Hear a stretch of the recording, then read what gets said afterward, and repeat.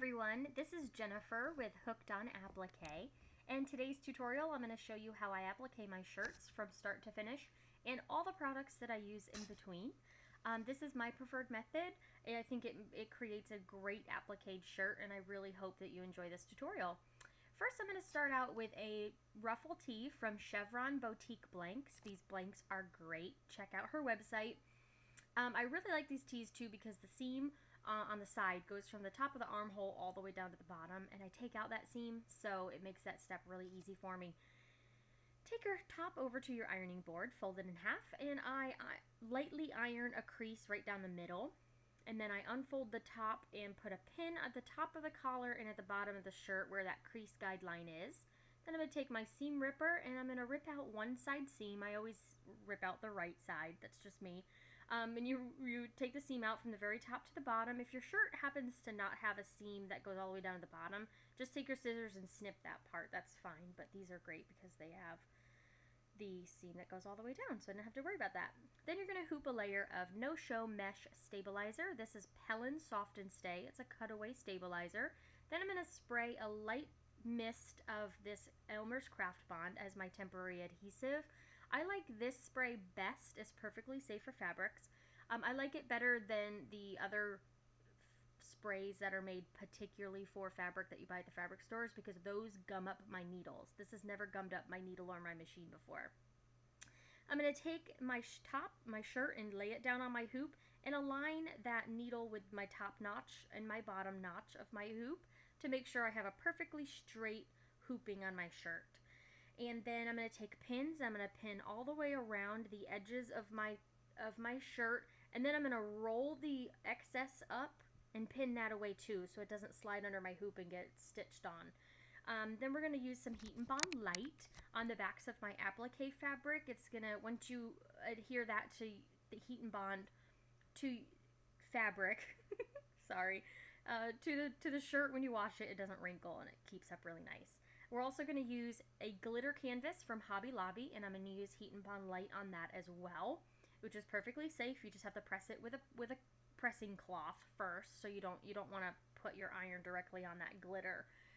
But it's perfectly safe. You can wash it and dry it and all that. And so with your Heat and Bond, you want to cut your Heat and Bond just a little smaller than the applique fabrics, and then you want to iron it on medium setting. Let it cool a couple seconds and then peel the paper off. I like to peel the paper off first because I'll always forget to take the paper off before laying it down. This is a picture of my software. This is the design that we're going to be doing. And then this is a setup of my machine. I have a 10-spool thread holder from Brother that I purchased on HSN. I really love this thread holder. Then we're going to stitch the guideline for the castle. The castle is one big piece.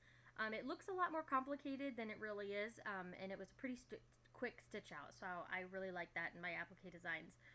And then you're going to lay your fabric down in that other step, and then you're going to cut around the edges with your applique scissors. And then I did the guideline for the door, and then I'm going to lay my fabric down for the door. I doubled up on that fabric because it was a little see-through. It's kind of a cheapo fabric, so I had to double up on it.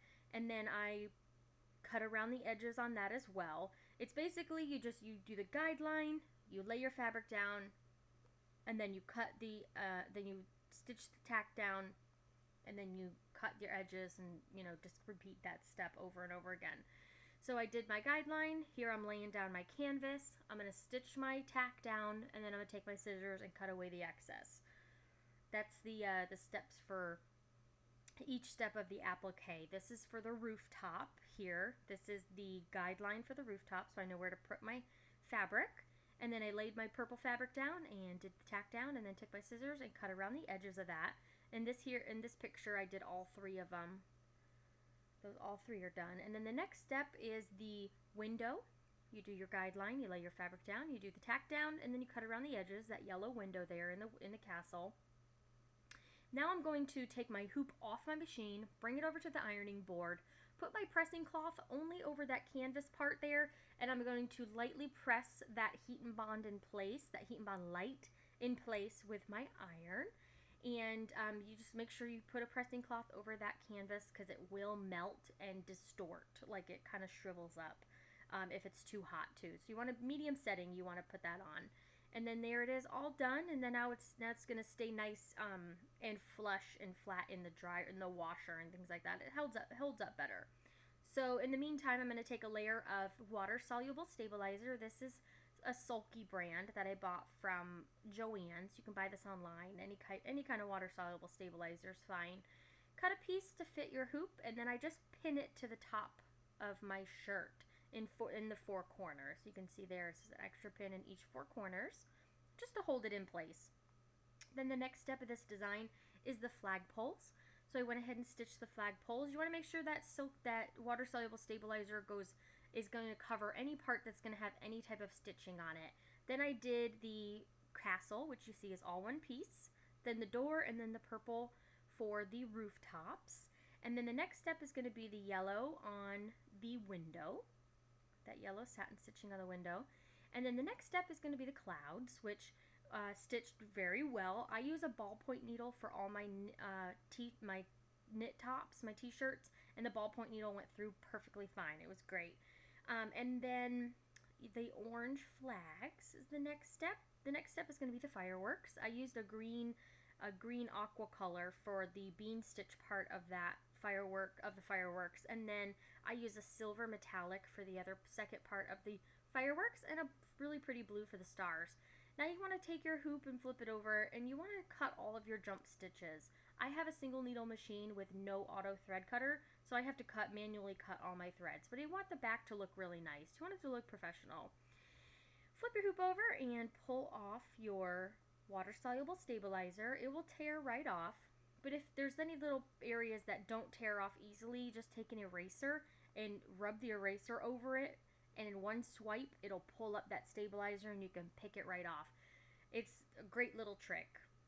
And then you're going to remove all of your needles all of your pins from the hoop, and make sure you take all the pins off, even on the sides too, that you put on. And take your shirt off the hoop.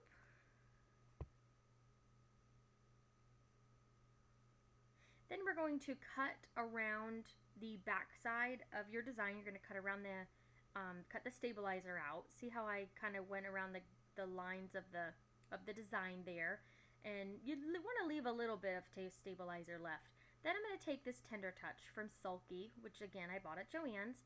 It's to cover the stitches on the back of the shirt so that it's not itchy or irritating on the skin. This is great, especially for kids and babies. And as you can see here is a close-up of it. It's like stretchy, and it has an adhesive on one side, so you can just iron it on. It's really great. So I cut a piece that's going to fit the entire hoop, and then I'm going to take my scissors, and I'm going to cut around the edges just like I did the stabilizer, but I cut the Tender Touch just a little bit bigger than the stabilizer, so it covers all of the stitching that I did, kind of encases it all, so I don't have to worry about anything snagging or anything. Take your iron on medium heat, and you're going to press that Tender Touch so it activates that glue, so it'll stick to the shirt. And there is my top all done. And you can't even see it through the white shirt from the front either. It works great. Then you're going to take your shirt over to your serger. You're going to serge a couple inches of tail before you start your shirt, and I'll explain that in a minute. And then you go ahead and serge up your shirt. And then towards the end, at the end, you want to serge a couple inches of a tail again at the end. You're going to take a upholstery needle, and you're going to thread that tail in that needle, and you're going to take the needle and thread it back into the serged edge to encase that tail, and it's going to secure that stitch for you, so you don't have to worry about it unraveling. So then you just pull it through like that, and you're just going to snip the edges right there. And then as you can see here, this is a comparison. The top edge is the factory serged edge, and mine is the bottom. It looks really great, very professional. And here is the finished product. This design is called Castle in the Clouds. You can find it on my website along with all of my other designs. My website is hookedonapplique.com, and I also have a blog, hookedonapplique.com/blog. I list some more tutorials on there if you want to check those out as well. Some more in-depth tutorials on the Heat and Bond Light is on my blog as well. Thank you so much for watching, and I hope you found this tutorial helpful. Please subscribe to my channel. I'd love to for you to subscribe to my YouTube channel. I'll be listing some more videos in the future as well. Thanks guys, happy stitching!